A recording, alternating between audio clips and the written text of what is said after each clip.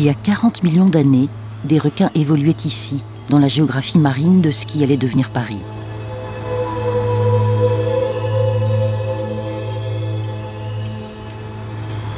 Sur la colline du Trocadéro, un chantier a mis à jour des roches fossiles incrustées de coquillages et de dents de requin. Mais ce n'était pas une fouille archéologique qui motivait les entrepreneurs.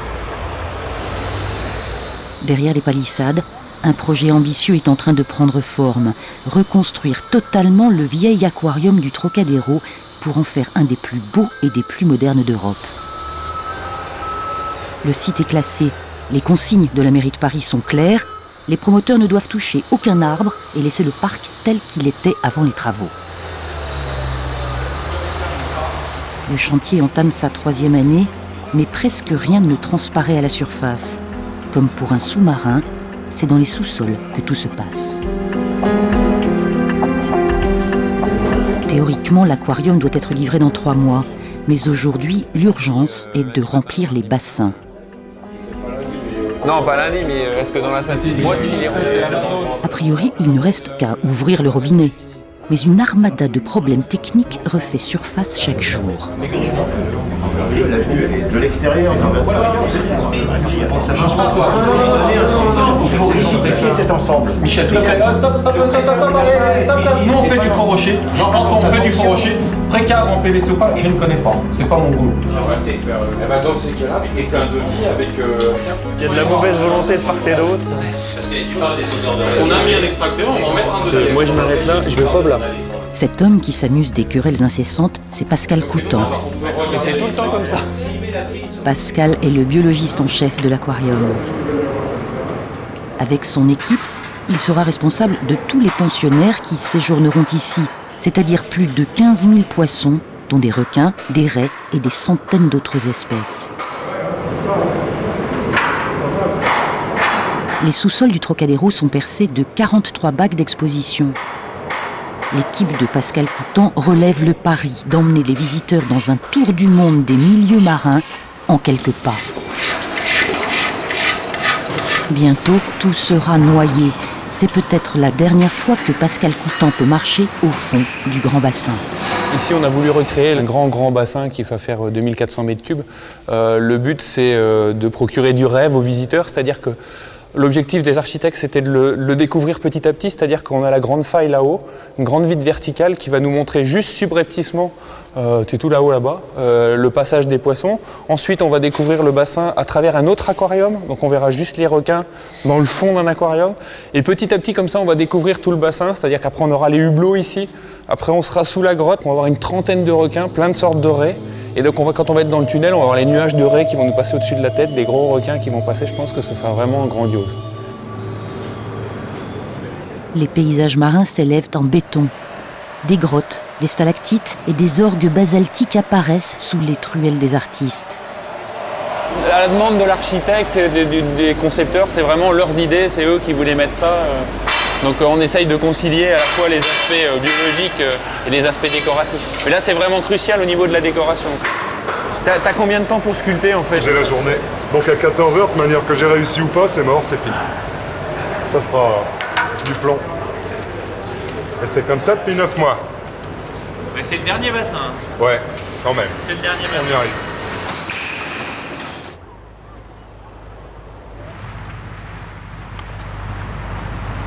Pour mettre de la vie dans ces rochers, Pascal a lancé un appel d'offres à tous les professionnels de la pêche. Le bac Méditerranée sera peuplé par Gérard Carodano, marchand de rêves et de couleurs sur la Côte d'Azur. Ce qui serait dommage de rater en Méditerranée, c'est les couleurs et les propriétés fluorescentes de certaines espèces. Encore faut-il être plongeur ou pêcheur pour connaître et pour imaginer lorsqu'on est au fond, on se dit tiens ça va avoir de la gueule, on va mettre ce nudibranche, on va mettre cette gorgone ou on va mettre cette éponge, avec la lumière on va arriver à faire quelque chose de génial, on va faire rêver les gens.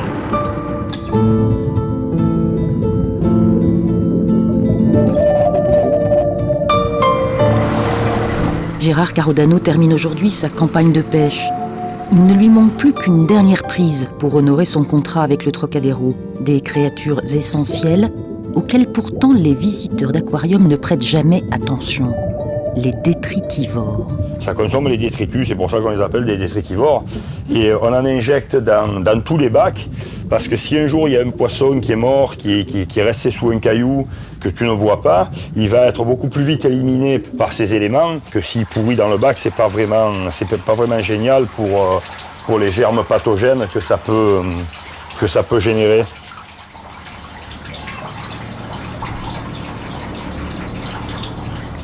Vice-champion du monde de plongée, Gérard Carodano s'est installé au bout des chantiers navals de La Ciotat. Dans les profondeurs de ses filets, la collection automne-hiver de poissons est au complet, la touche finale d'une traque de plusieurs mois pour présenter les plus belles pièces. Le dactyloptère, là, il est prévu pour partir au Trocadéro à Paris. C'est la chance d'avoir un poisson comme ça parce que c'est relativement rare, on en a 2-3 dans l'année. Et dans cet état acclimaté et parfait comme ça, c'est une aubaine parce que c'est pas évident du tout. Ça.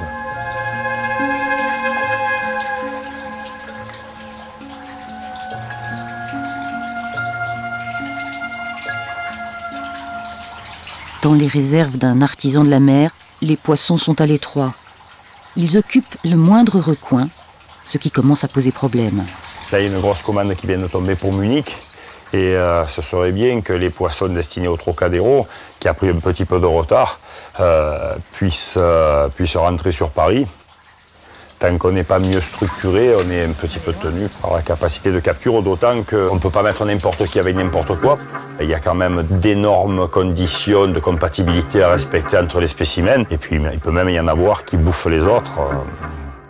Certains poissons vont se faire avaler, d'autres vont se reproduire plusieurs fois avant de rejoindre Paris, où le chantier prend de plus en plus de retard.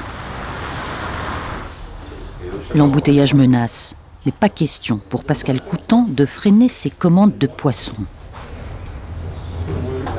On a un aquarium qui est consacré à la faune guyanaise, donc on va essayer de s'approvisionner au Brésil pour avoir les poissons qui vont dans ce bassin-là. C'est le bassin de la boutique qui fait 25 mètres cubes. Ce qu'il faut, c'est mettre quelques gros poissons herbivores. Jory et Robson viennent du Brésil, où ils ont créé une société d'élevage et de capture de poissons d'ornement.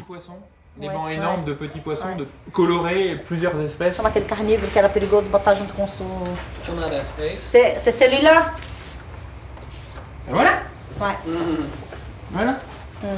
Comme avec chacun de ses fournisseurs, en marge de la liste, Pascal formule un souhait, un vieux rêve, la capture d'un requin.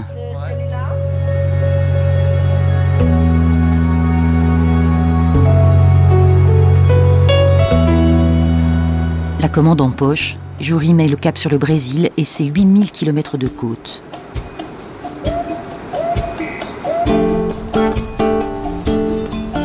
Elle rejoint ses bureaux à Natal, dans l'état du Nord-Est. La pêche là-bas est en plein essor. La société de Jory et Robson veut profiter de cet élan. Elle propose des poissons d'ornement, mais investit dans l'aquaculture et l'exportation. Tout reste à faire pourtant. Malgré un énorme potentiel, le Brésil occupe seulement le 27e rang mondial des producteurs de poissons. La pêche est très souvent artisanale, une aubaine pour Robson qui traque jusque dans les gargotes du port des spécimens bien précis. Je pense qu'il y a beaucoup de poissons comme celui-ci. Il faudra en trouver. Vous voyez le jaune, il est superbe. Si vous pouvez en attraper, on vous les achètera tous. Il y a des marrons par ici, mais nous voulons des jaunes avec des petites taches noires comme celui-ci. Alors si vous en trouvez, nous on en veut. Oui, c'est un baiacu.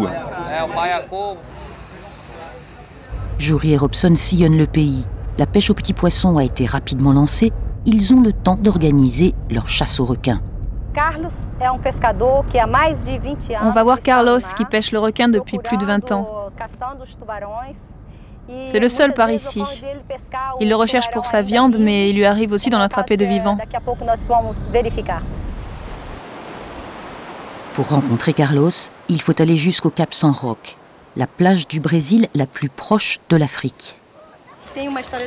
Vous attrapez des requins? Et seulement des requins? Non. On rapporte aussi d'autres pièces. Bon, ben, je vous souhaite un bon voyage et qu'il soit un succès. Carlos possède deux choses, une expérience de 25 années passées en mer et un bateau tout à lui, un sacré capital. Le Brésil compte 50 millions de pauvres, près d'1 sur 2 vit dans le nord-est. Faudrait que vous veniez quand on pêche. On passe 4 ou 5 jours en mer. Et quand on revient, notre distraction c'est ça. On joue et on boit. Parce que le métier est difficile. Vraiment. La mer est difficile. Le travail est difficile. On doit de l'argent, on en doit beaucoup. Et pour payer nos dettes, il faut qu'on reste en mer malgré les tempêtes et les orages. Mais un dicton du Nord-Est l'affirme. On ne meurt de faim ici que si l'on refuse de pêcher.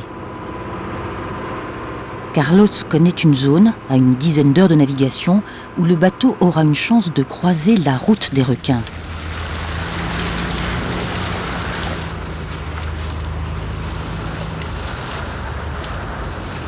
Des centaines d'hameçons vont descendre jusqu'au fond. C'est le début d'une longue chasse qui va durer plusieurs jours.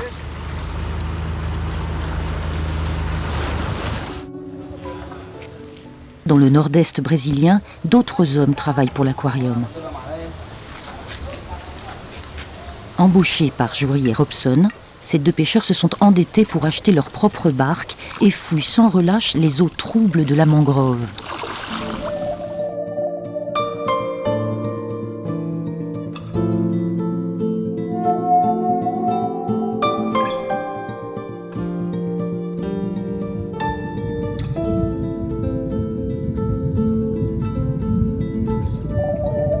Un hippocampe. C'est une sacrée bonne rencontre pour Janison. Il en recevra environ 2 €, un cinquième du prix facturé à l'aquarium.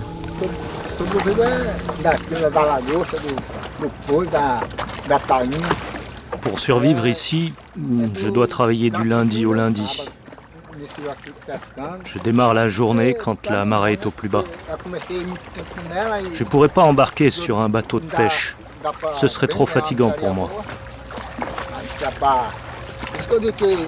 Le poisson d'ornement, c'est exactement ce qui me va. Et ça ne m'empêche pas de prendre aussi du poisson pour le manger. Mais parfois je plonge 2 ou 3 jours de suite sans rien trouver.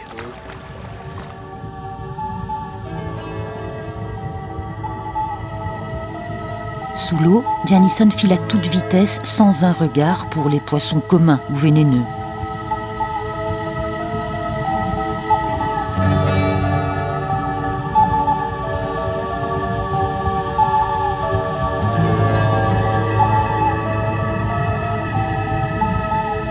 À chacun sa technique et ses armes. Janison a opté pour la simplicité d'une bouteille découpée.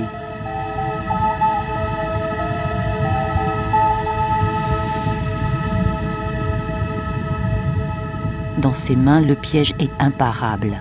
La cueillette va se prolonger tout l'après-midi.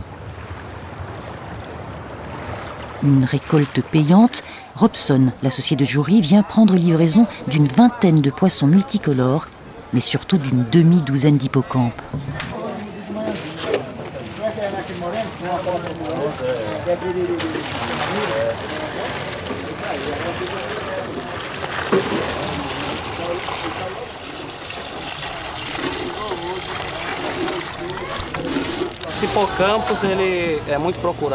Cet hippocampe est très recherché.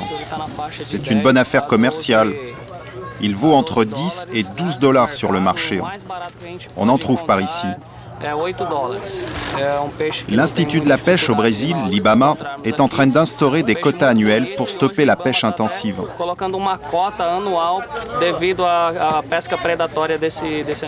Chaque entreprise de pêche comme Aqua Brasil a droit à 1000 hippocampes par an.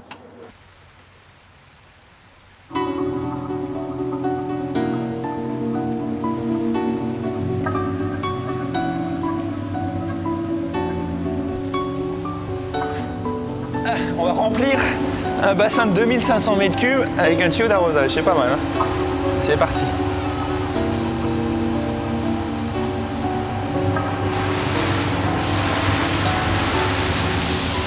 On ne peut pas monter le niveau de plus de 50 cm par jour pour une par rapport à des contraintes béton pour que le béton se mette en charge progressivement. Donc il faut que le niveau monte doucement. Donc 50 cm par jour, ça correspond à 2 tuyaux comme ça. Donc je vais mettre un deuxième tuyau et ça va remplir tranquillement. Il nous faudra donc 50 cm par jour, il y a presque 10 mètres. Donc faire le calcul, ça fait, je sais plus, ça fait presque 3 semaines pour remplir le bassin.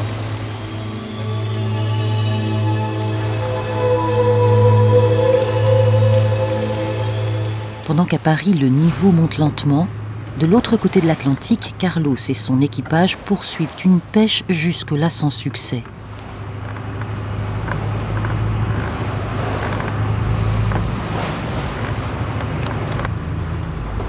Soudain, la ligne résiste.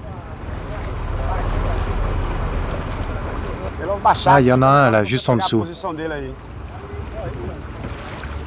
Le câble est lourd, lourd comme une enclume. C'est un requin marteau de plus de 80 kilos.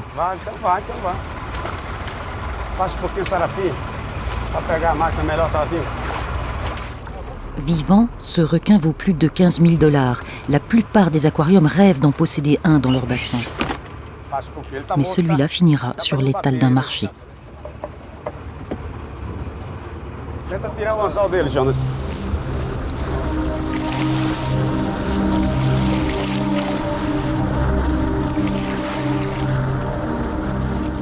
Encore une nuit à attendre.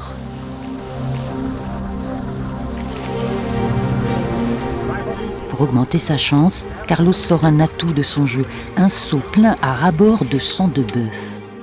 Il sait que les requins en détecteront une seule goutte dans des millions de litres d'eau de mer à des centaines de mètres à la ronde. Et ils se rapprocheront.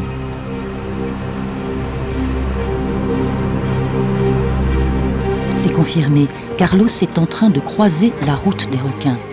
En quelques heures, il en a pêché 3, mais ils sont tous morts. Cette fois, la ligne s'agite. Il est parti? Il s'est décroché, il s'est libéré. Ouais, regarde. Il s'est échappé, il reste dans les parages. Regarde-le, regarde-le. Je pense que c'est une sorte de décompression qu'il fait. Il prend son temps avant de redescendre. Regarde, il est toujours là. Il va faire des allers-retours et puis il descendra. Mais bon, il a réussi à se détacher, il a gagné sa liberté.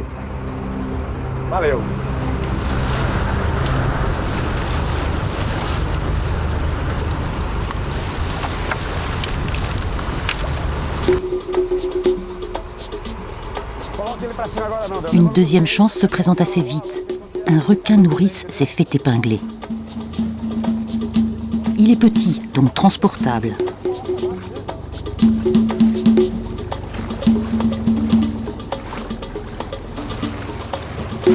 Pour le garder vivant, il faut le remonter sans le blesser. Et en même temps faire attention à ne pas basculer.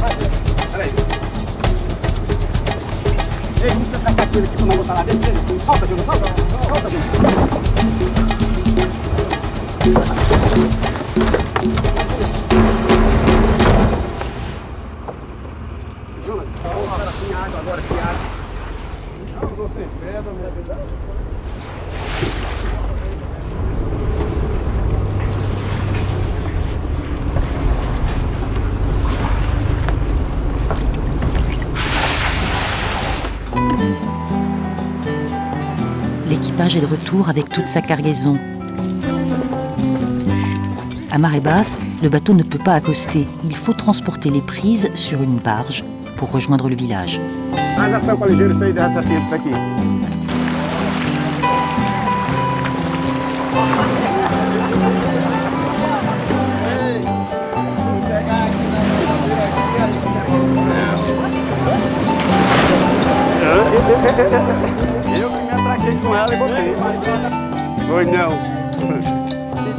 Fiori est là, mais elle verra le requin plus tard.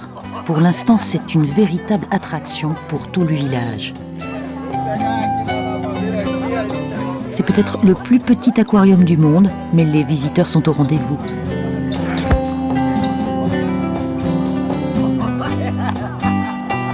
Parmi toutes les photos prises ce jour-là, l'une d'entre elles partira en courrier électronique à l'adresse de Pascal Coutan.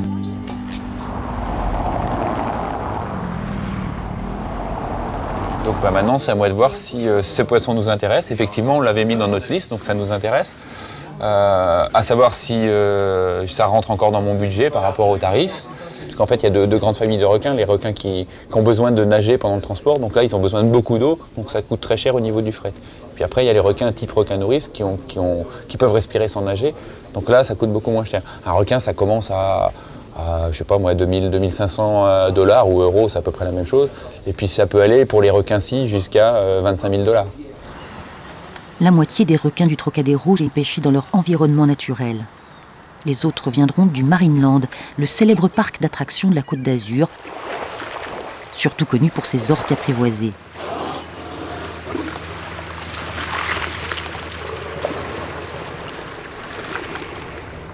Mais le Marineland est aussi le premier au monde à avoir maîtrisé la reproduction de requins gris et à se lancer dans le commerce de jeunes requins sous la conduite de John Kershaw.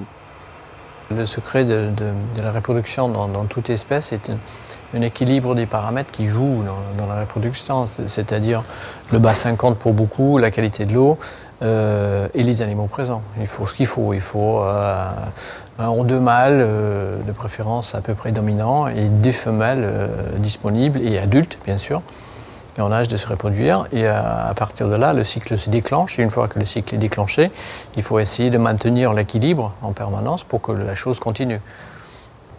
On va choisir celle qui très visiblement porte quelques bébés dans son ventre. Ça sent nos bébés pour printemps, été 2006.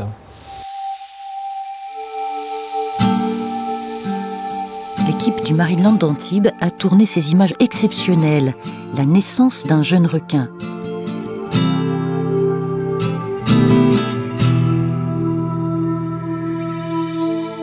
Les bébés squales seront aussitôt transférés dans un autre bassin pour les protéger de l'appétit de la famille.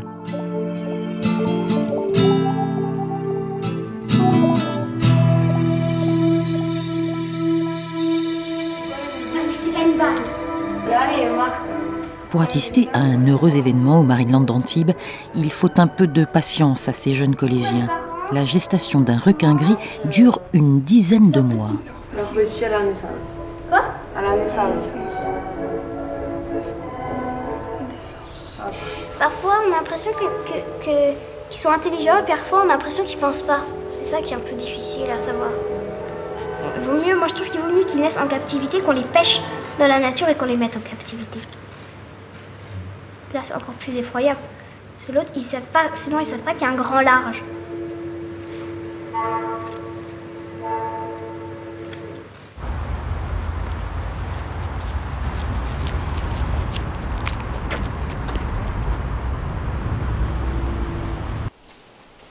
À Paris, dans les bassins du Trocadéro, le niveau de l'eau grimpe depuis 10 jours. Pour Pascal, l'heure de vérité sonne tous les soirs. Derrière ces murs, des tonnes d'eau éprouvent l'étanchéité des bassins. Une épée de Damoclès. Que ce soit pour un aquarium de salon ou pour un ouvrage aussi grand, c'est le même cauchemar qui menace.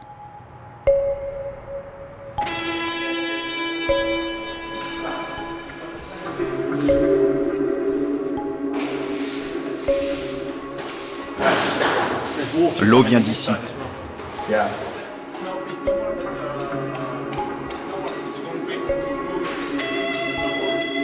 Il y a urgence. Le spécialiste des vitrages doit impérativement accourir des États-Unis.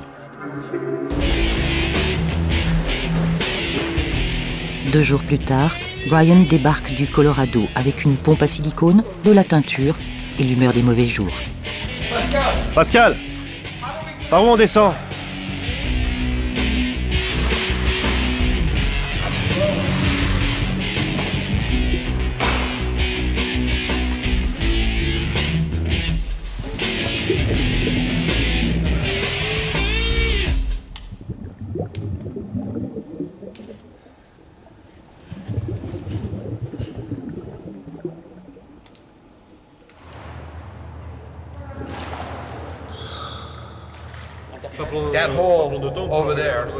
Ce trou là-bas, c'est pas une fuite, je suis catégorique. Il n'aspire pas la teinture. La teinture était dans le trou, et quand j'ai mis le silicone, tout est ressorti. S'il y avait vraiment une fuite, la teinture disparaîtrait dans le mur. Ça vient d'ailleurs, derrière les rochers. C'est pas dans ce trou. Je peux pas te dire où. Il faut que tu cherches. On n'est pas à l'humidité, on est dans l'eau. Non, enfin, on n'en est pas loin, quoi. Il y a des éclaboussures d'eau partout. On n'en est pas. Et c'est pour ça que donc. Enfin, écoute, on verra demain, on saura demain après-midi. Je sais pas trop. Le lendemain, les entrepreneurs et le directeur de l'aquarium décident d'employer les grands moyens. Il faudra donc d'abord baisser le niveau d'eau afin de détruire les décors, d'accéder aux étanchéités et de les réparer. L'eau est à la fois notre source d'attraction, mais sera dans le même temps notre source d'ennui.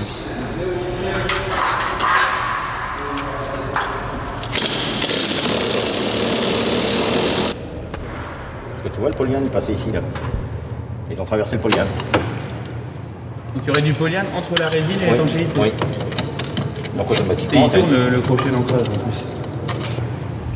Elle est vachement reflue là. Oui. Ah oui, non, mais il y a un trou là. Là, il y a un trou là. Ouais, tu crois que c'est ça qui... ça suffit pour... Il y a un trou là. Bouge pas, attends. Là, tu risques d'en refaire un. Non. Il faudrait rappeler avec un cutter ou... Il y a un trou au-dessus. Il y a des zones qui n'ont pas été contrôlées alors qu'il y a des fuites. Ici. Derrière, au bout du bassin, là-haut. Si les mecs ne savent pas ce qu'ils ont à contrôler, ils n'ont même pas rien à foutre sur le chantier. Il faut quand même arrêter de déconner. Je ne vais pas mettre un mec derrière chaque mec pour qu'il vérifie le travail qu'il a à faire. Les mecs, ils ont leur bon boulot à faire. Qui leur a donné les instructions de contrôler à tel endroit et de ne pas contrôler à tel endroit? On leur a donné aucune instruction, ils doivent contrôler leurs installations. Sur le chantier, aucun bassin n'est encore prêt, tandis qu'un peu partout dans le monde, les poissons ont déjà pris la route de Paris. Ouais. Bon après, tu peux préparer le camion pour cet après-midi pour que j'aille chercher les poissons en Lorraine. Ouais, okay. Et puis on va regarder aussi les bacs dans la quarantaine, parce qu'on attend encore les poissons du Japon, de Tahiti qui doivent arriver demain. Et puis qu'est-ce qu'il y a encore? Ah oui, puis il y a le Brésil qui va pas tarder, j'attends. Tiens, faut que je les appelle parce que j'ai pas de nouvelles. Au Brésil, des poissons multicolores et des hippocampes vont faire leur baptême de l'air. Et qu'est-ce que vous avez comme cargaison à déclarer? J'amène des poissons pour l'exportation.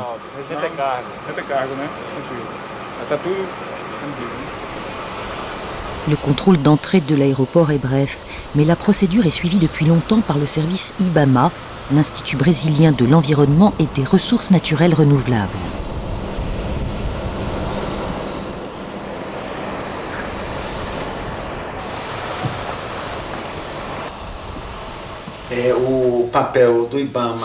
Le rôle de l'IBAMA n'est pas seulement de contrôler, mais on essaie de développer aussi une sensibilité à l'environnement.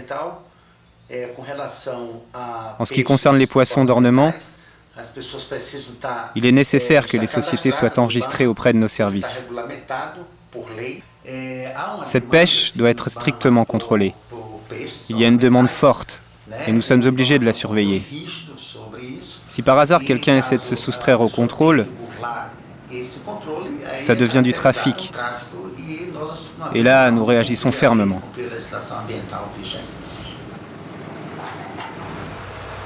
D'après les chiffres officiels, le trafic de poissons diminue au Brésil. Les fermes aquacoles se multiplient partout dans le monde face à une pêche de plus en plus aléatoire et difficile.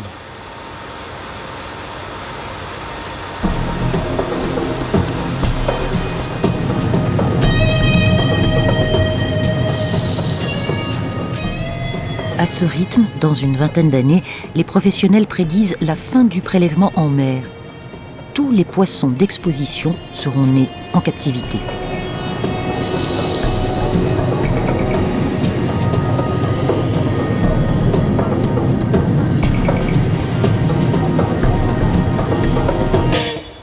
Voilà, ça s'est bien passé? Ouais, relativement bien. Relativement? Relativement bien. C'est pas parfait alors? Non, il y en a quelques-uns qui fuient, alors c'est un peu galère. Ah merde. On va regarder ça. Les premiers cartons arrivent de Tahiti, du Brésil, du Japon, et ils s'entassent dans la réserve. Il faut stocker les nouveaux pensionnaires, comme on peut, en attendant la fin des travaux. Ah voilà, ça c'est pour là-bas. Conditionnés sous oxygène, les poissons ont tous été affaiblis par le voyage, certains plus que d'autres. Poisson perroquet. C'est des poissons qui sont très colorés, mais là ils étaient dans le noir, donc ils sont tout ternes. Il est un peu fatigué lui. Hein. On va les déballer vite parce que d'ici quelques heures il va reprendre ses couleurs. Là pour l'instant il est un peu stressé. Oula! Oula là là là. Ceux-là ils sont pas. Il y en a un qui est vivant là-dedans, mais faut l'ouvrir vite. Encore un perroquet.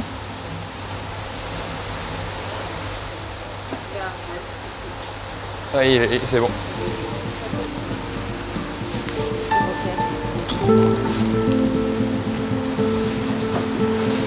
Là, on est à 6,5 et en température, on est à 24. Les bacs sont plus froids. Ouais, c'est plus froid. C'est Brasoma velliferum.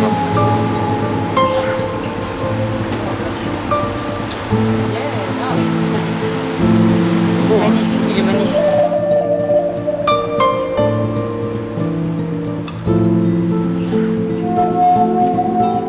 Les acteurs sont en coulisses, mais dans les bureaux de la production, le scénario piétine et bloque toujours sur la même scène. Je peux vous interrompre? Oui, ça y est, c'est fait. Une autre fuite dans le Bessakodon. Lequel? Là.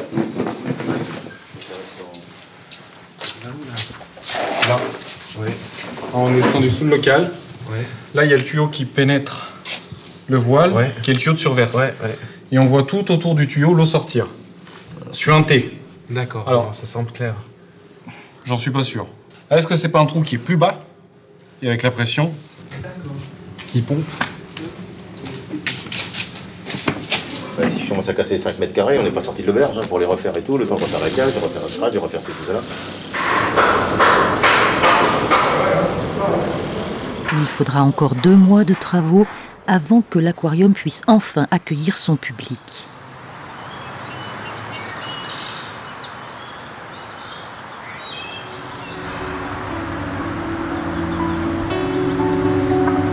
Les fuites sont un mauvais souvenir et le film catastrophe laisse enfin la place à la magie des fonds marins.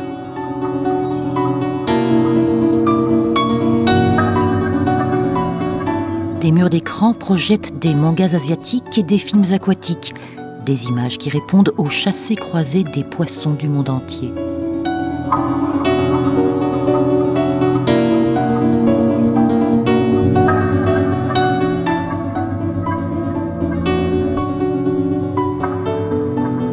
Pour admirer les requins, les stars de l'aquarium, le chemin des visiteurs passe devant les pensionnaires de Gérard Carodano, ceux de Joury et des autres pêcheurs aux merveilles.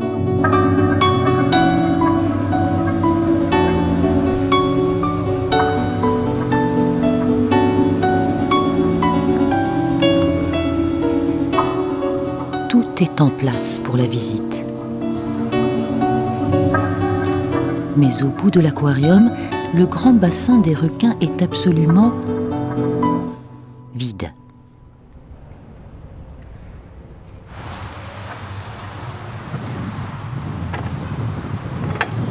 Un problème de dernière minute pour Pascal Coutan. L'eau est trop douce pour les dents de la mer, impossible d'y plonger les squales. Il faut d'urgence rajouter plusieurs tonnes de sel.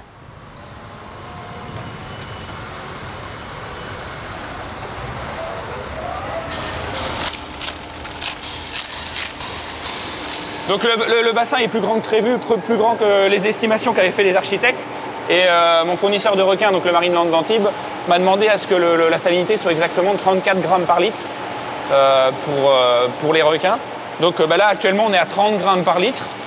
Donc il faut qu'on rajoute, par rapport au volume estimé, entre 8 et 10 tonnes, on va dire. C'est-à-dire que ce matin, on va rajouter pratiquement 10 tonnes. On va bien voir à combien on arrive en salinité.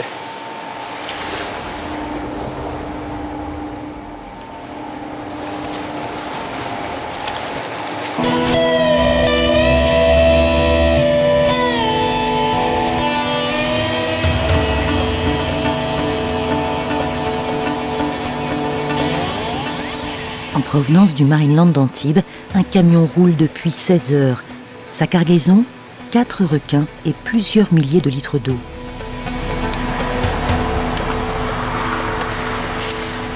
Guillaume, l'assistant de Pascal Coutan, contrôle toutes les 2 heures la santé des squales qui doivent nager sans cesse pour respirer. Donc en oxygène, on a 125%, sachant qu'il faut être à plus de 100%, c'est très bien. Et la température, 23,3 degrés, c'est un peu frisquet, mais ça va. Au petit matin, les vedettes de l'aquarium arrivent enfin. Les requins sont de retour quelques millions d'années plus tard dans le bassin parisien.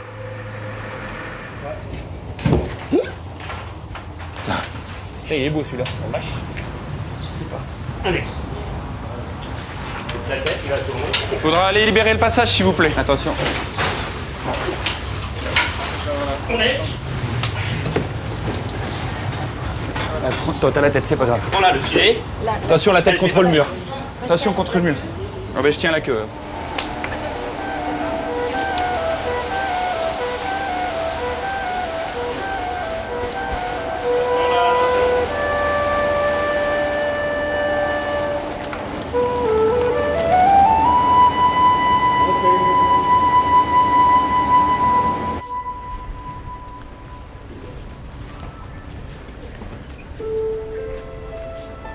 Ça y est, le sous-marin du Trocadéro a pris le large à quelques pas de la Seine. Les hublots dévoilent à ses premiers passagers une nature fragile et envoûtante. Un monde d'eau salée qu'aucun spectacle n'a jamais supplanté et que les hommes s'acharneront toujours à vouloir recréer.